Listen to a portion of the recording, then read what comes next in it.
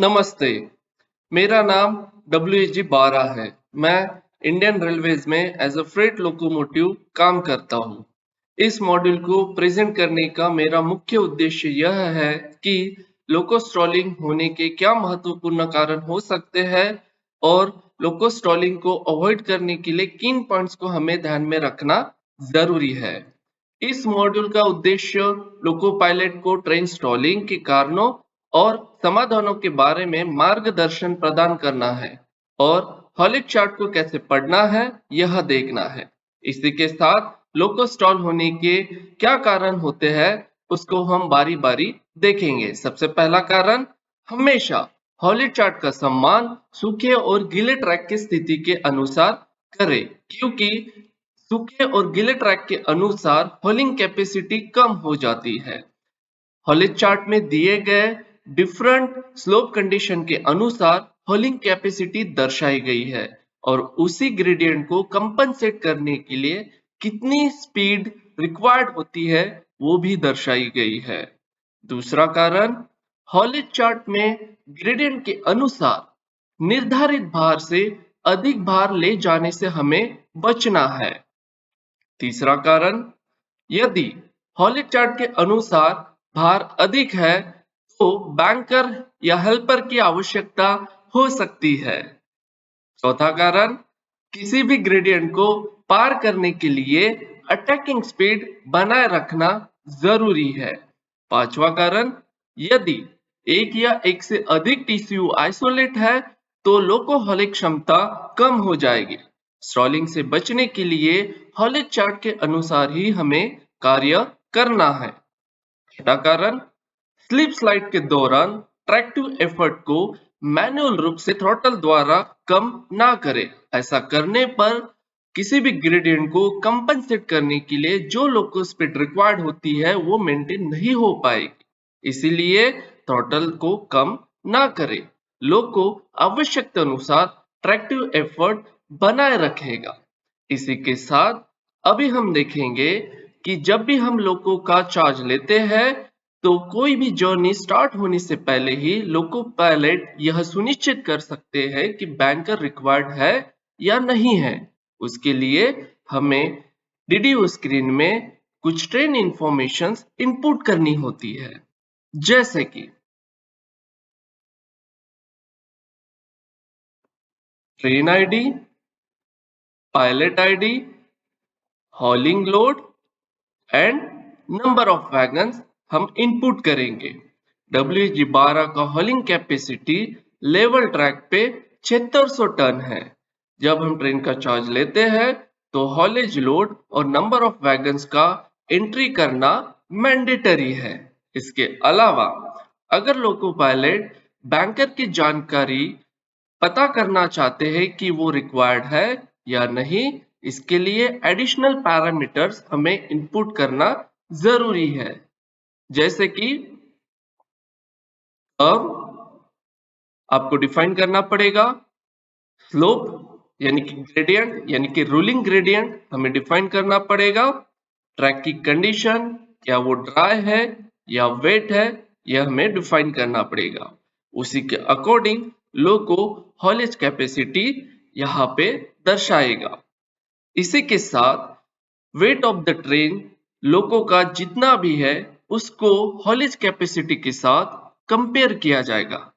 अगर wait of the train haulage capacity से कम है तो वेट ऑफ द ट्रेन का बॉक्स ग्रीन इंडिकेट होगा। इसका मतलब यह है कि हमें बैंकर की आवश्यकता नहीं रहेगी। इसी के साथ अगर हम उदाहरण तौर पे हॉलिंग लोड 5600 टन इनपुट करते हैं तो और नंबर ऑफ वैगन्स 50 एंटर करते हैं तो वेट ऑफ द ट्रेन आ जाएगा 5780 टन, जो कि ट्रेन वेट है प्लस लोड वेट है। इस रीडिंग के अनुसार जो लोड हम लेकर जा रहे हैं वो मैक्सिमम कैपेसिटी से कम है, तो wait of the train green indicate होगा। इसका मतलब ये ट्रेन इस लोड के साथ लेवल ट्रैक पर बहुत आराम से चलेगा। इसी कंडीशन में आगे अगर कोई ग्रेडियंट है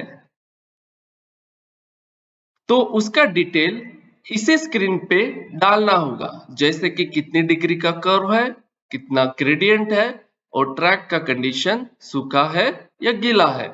उदाहरण के तौर पे 1/150 का ग्रेडियंट एंटर करते हैं और ड्राई ट्रैक सिलेक्ट करते हैं, तो हॉलेज कैपेसिटी वाले बॉक्स में मैक्सिमम कैपेसिटी 7600 टन से रिड्यूस होके 6000 टन आ जाएगा। वे वेट ऑफ द ट्रेन से ज्यादा है, जिस कारण से गाड़ी बहुत आराम से चलेगा। यही अगर 1/150 के ट्रैक गीला है यानी वेट है, तो हॉलेज कैपेसिटी आ जाएगी 3739 टन, जिस कारण से maximum haulage capacity wait of the train से कम हो जाएगा।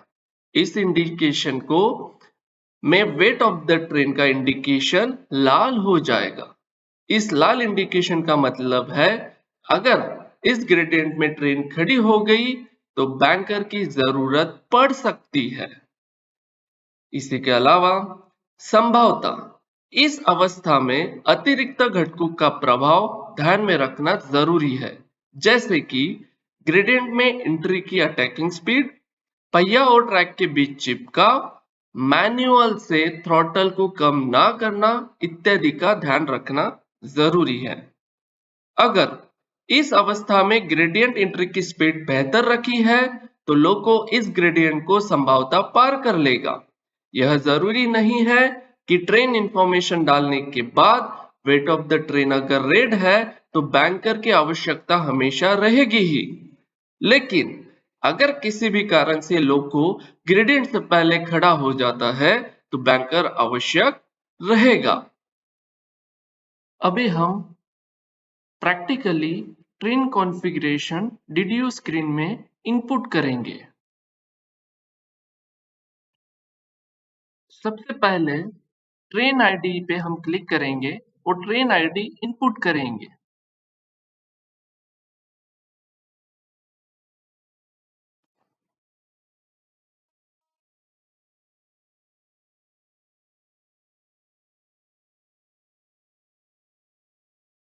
ट्रेन आईडी इनपुट करने के बाद पायलट आईडी इनपुट करेंगे।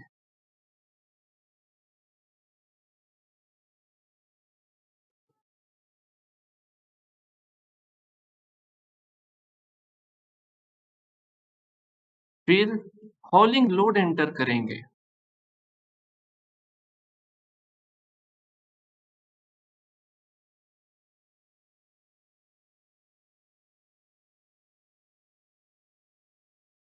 नंबर ऑफ वैगन्स एंटर करेंगे।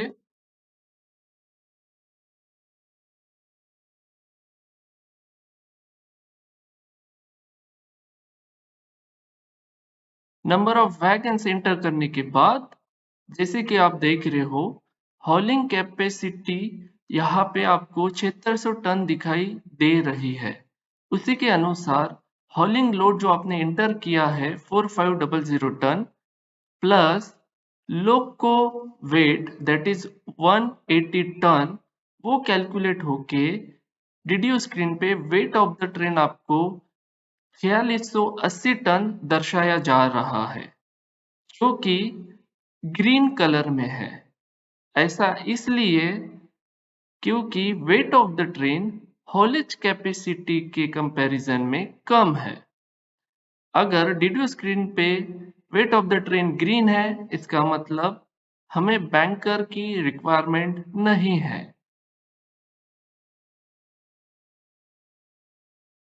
इसी के साथ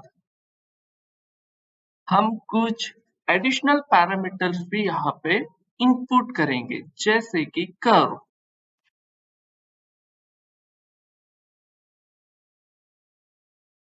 देन स्लोप एंटर करेंगे।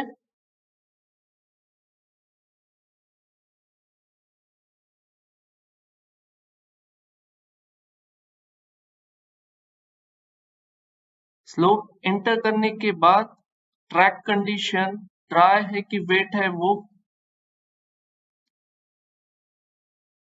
देखिए, जैसे ही हमने ट्रैक कंडीशन वेट सिलेक्ट किया, वैसे ही वेट ऑफ द ट्रेन यहाँ पे रेड कलर में दर्शाया जा रहा है। क्यों? क्योंकि जैसे ही ट्रैक कंडीशन हमने वेट सिलेक्ट किया, वैसे ही हॉलेज कैपेसिटी 6000 टन से रिड्यूस होके 3633 टन हो गई है, जो कि वेट ऑफ द ट्रेन से कम है। यह कंडीशन ये दर्शाता है कि हमें बैंकर की रिक्वायरमेंट है।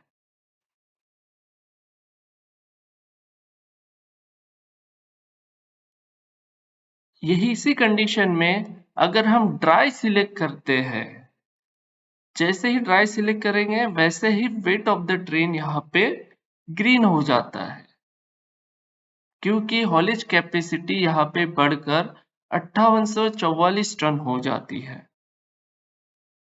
तो इस तरीके से हर एक लोको पायलट को कोई भी जर्नी स्टार्ट करने से पहले ये पता चल सकता है कि किसी भी रूलिंग ग्रेडियंट को पार करने के लिए कंपनसेट करने के लिए बैंकर रिक्वायर्ड है या नहीं।